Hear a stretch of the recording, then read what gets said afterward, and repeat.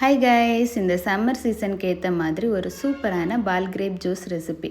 கடையில் கிடைக்கிற அதே டேஸ்ட்டில் வீட்டில் ஈஸியாக பண்ணிடலாம். வாங்க எப்படி செய்கிறதுன்னு பார்ப்போம். அதுக்கு நான் 1 கிலோ அளவுக்கு கிரேப்ஸ் எடுத்திருக்கேன். இதை வந்து நல்லா வாஷ் பண்ணி எடுத்துக்கோங்க. இப்போ 1 கிலோ கிரேப்ஸுக்கு 1 லிட்டர் அளவுக்கு தண்ணியை சூடு பண்ண வச்சுருக்கேன்.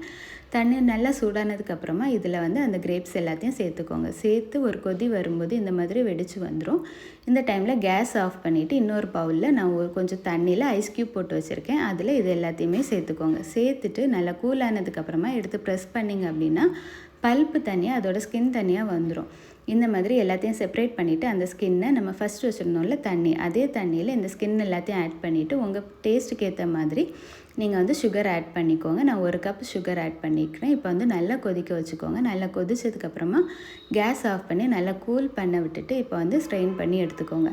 இப்போ வந்து நல்லா ஸ்ட்ரெயின் பண்ணி எடுத்ததுக்கப்புறமா நம்ம ஃபஸ்ட்டு செப்பரேட் பண்ணி வச்சுருந்தோம்ல பல்ப்பு, அதையும் வந்து இது கூட ஆட் பண்ணிவிட்டு நல்லா மிக்ஸ் பண்ணி விட்டுட்டு நல்லா கூல் பண்ணி சர்வ் பண்ணிங்க அப்படின்னா நம்மளோட சூப்பரான பால் கிரேப் ஜூஸ் ரெடி. இது ஃப்ரிட்ஜில் வச்சு யூஸ் பண்ணிங்க அப்படின்னா 1 வீக் வரைக்கும் கெட்டு போகாமல் இருக்கும்.